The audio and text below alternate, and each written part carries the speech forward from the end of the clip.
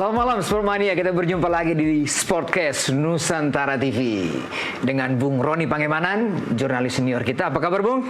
Baik Boy. Sehat Bung ya? Kaki masih agak sedikit aman. Ini ya? Terapi aja terus. Oke.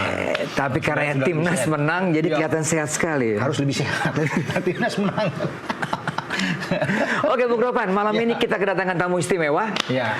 Pundit senior, teman kita main bola juga. Iya. Wah, Teman kita tuh, susah sekali ngebooking kawan ini. Iya. Tapi malam ini kita Kalau book padat, dia karena timnas menang. Iya. Kita panggil Bung Wesley Utagalung. Apa kabar Bung? Baik Pak. Horas Bung.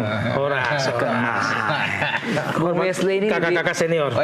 Bung Wesley ini lebih Ambon daripada saya. Oh gitu ya? Karena dia ke Ambon itu, ke Maluku Utara tuh sebulan bisa 4-5 kali. Betul.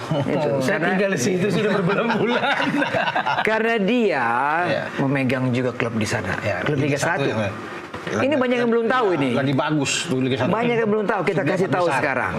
Maluku United. Oh, Malut. Malut United. Jadi kalau bicara sayuri bersaudara, udahlah biar dia bicara lah. Iyalah. Dia lebih tahu. Dia lebih tahu daripada kita.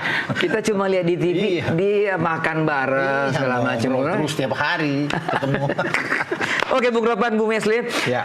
Waktu 1 jam ini kita pakai untuk sedikit review lah mengenai hasil pertandingan yang menggembirakan kemarin malam. Pertanyaan pertamanya adalah saya akan bawa pada segmen by segmen. Kita mulai dari pelatih. Tim pelatih itu semua mengejutkan dengan keputusan Patrick Kluivert, ya kan, dengan mengubah pola, memasang 4 pemain yang bermain Liga 1.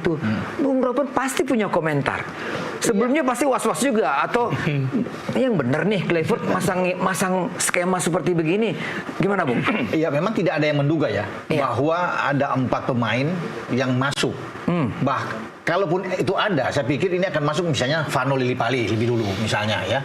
Kepikirannya seperti itu. Vano, jadi Kevin Dix akan bermain di kanan, misalnya di situ. Jakob tetap ada, itu didorong lebih ke kanan di tempatnya Egy. Iya kan? Tapi kemudian dia memasukkan Egy di sana. Dan Kambuaya ini kan, saya pikir Kambuaya akan main tapi sebagai super sub aja di babak kedua seperti ketika lawan Bahrain. Tapi langsung dimainkan. Ini luar biasa. Tapi saya pikir juga Boy, ini bukan semata bahwa Patrick Kluivert yang mengambil keputusan ini.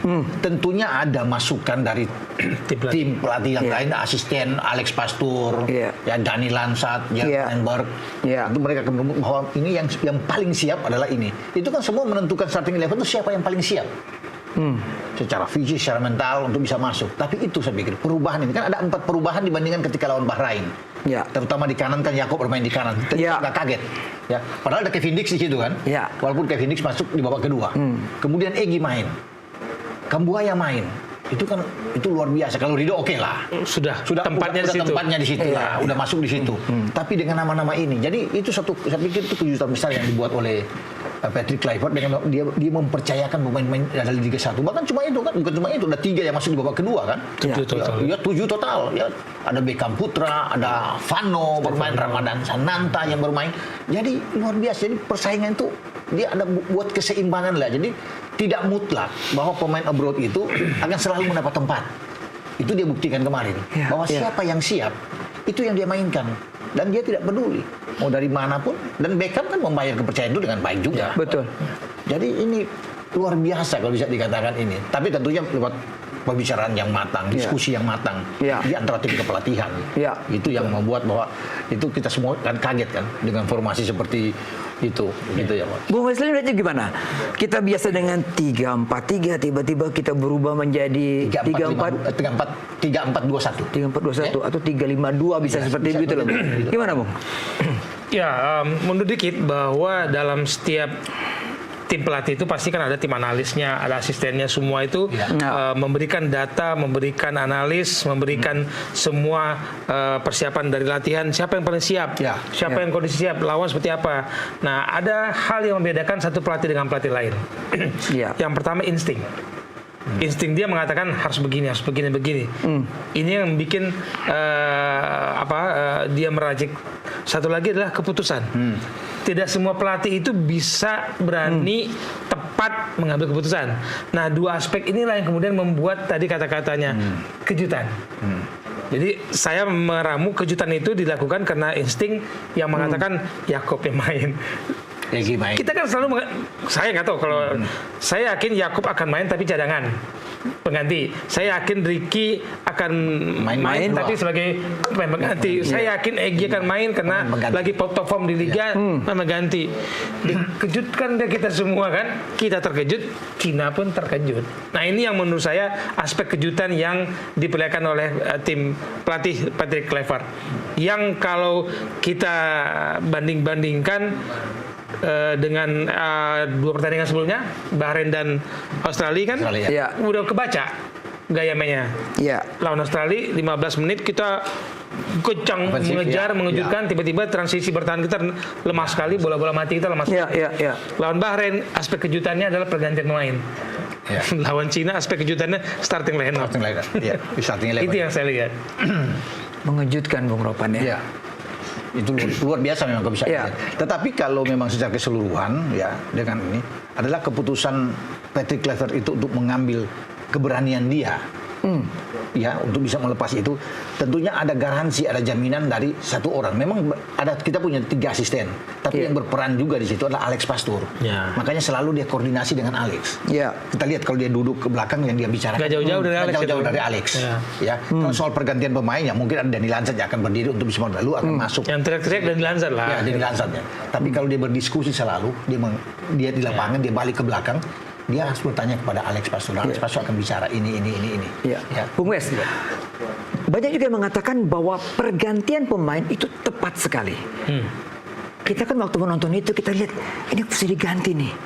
Menit ke 70-an lebih baru ada pergantian. Beckham masuk kalau nggak salah ya. Ada pergantian Yakob keluar sama dengan Tokai. Kevin Dix masuk bersama dengan Beckham putar kan gitu. Kan dalam pergantian itu pelatih harus ngitung tuh kuota pergantian dan berapa kali pergantian. Jadi ada satu pergantian ada 2 pemain supaya jangan sampai kemudian nggak dimaksimalkan. Tadi saya katakan instingnya di situ yang tepat. Ketika instingnya dapat diputuskan, keputusannya tepat, akhirnya mendapatkan hasil yang baik. Meskipun saya nggak puas skornya ya. Mestinya lebih ya. Mestinya Egy harusnya gol tuh. Yang Egy. Tapi kan kaki kanan bukan kaki kirinya kan. Dix juga harusnya gol ya. Dix juga. Ya dapat bola dari Beckham itu. Kalau tiktak antara Ole Egy diawali dengan Yakub Sayuri kan dari sisi kanan itu cuman tiktaknya terlalu jauh dari gawang. Kalau itu terus ditinggalkan saya punya optimisme tinggi. Kita menyinggung Egy dan Kakak Ricky Kambuaya. Bung Ropan terkejut mereka main sejak menit awal, tapi apa yang mereka perlihatkan luar biasa, Bung. Gimana, Bung? Ya mereka merasa tertantang menjawab kepercayaan yang diberikan oleh pelatih. Mereka tunjukkan bahwa mereka juga ya tidak beda-beda jauh lah dengan pemain-pemain kita. Dan itu saya bilang tadi kan keberanian bagaimana juga Kluivert untuk tidak memainkan pemain-pemain abroad. Ya termasuk kan yang tidak bermain di James, Messigers, Rafael Struijk kan tidak ada kan. Secara khusus untuk Ricky lah, Bang. Kalau Ricky Anda melihat, ini oke kalau kita bandingkan dengan dia bermain melawan Bahrain yang masuk babak kedua kan bagus juga memang itu. Ya ada pembeda lah. Tapi kemarin dia luar biasa. Makanya Patrick Kluivert itu, Boy bilang ini pemain yang fantastis. Pemain yang luar biasa. Dia puji soal Kakak Ricky ini bermain. Kan gol itu kalau tidak ada upaya dari Kakak Ricky masuk, tidak akan terjadi. Dia yang berusaha untuk bisa masuk, untuk merebut bola. Kemudian ada kakinya kena dengan pemain Zhejiang itu kan. Wang Zhejiang dan masuk. Gitu. Walaupun media-media mungkin di China boleh saja mengatakan bahwa itu udah tricky lah atau diving, tetap ada sentuhan. Ada kena. Makanya kan wasit bisa memastikan itu dia dipanggil oleh VAR. Tadinya kan wasit terus Tablut-Fulin ini tidak langsung tunjuk penalti ketika Ricky jatuh. Jadi anggap itu bola out lah ya. Tapi kemudian dipanggil lihat VAR. Oke, Bung Wes, Egy, Bung Wes. Saya melihatnya ada seperti metamorfosa, perubahan Egy yang luar biasa. Pemainnya makin dewasa, tahu kapan passing, kapan dribbling, passingnya juga excellent. Gimana, Bung? Egy seperti reborn ya. Hidup lagi setelah waktu muda kita melihat sosok pemain anak Medan satu ini calon bintang. Lalu kemudian berangkat ke luar negeri karena itu program Kemenpora. Ya maaf saya harus katakan itu program Kemenpora bukan karena memang dia dikontrak oleh klub luar ya kan. Apapun lah. Tapi itu kan sebuah pembelajaran kematangan Egy kemudian kita petik hasilnya untuk tim nasional. Dan satu hal yang tidak boleh kita lupakan di klubnya Dewa United, Egy berkembang luar biasa di tangan pelatih yang tepat. Dan kita di tim nasional memetik hasilnya. Mainnya efektif kan? Tidak lagi banyak buang-buang bola, tidak lagi timingnya juga cukup bagus. Kan kalau dulu kita ngeliat timingnya Egy sering sekali buang-buang ini kan peluang.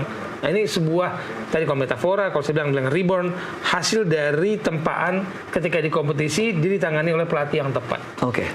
Bu Ropon, Bu Wesley, kita break lagi. Kita break dulu ya. Kita akan kembali setelah pariwara berikut ini. Tetaplah di Nusantara TV.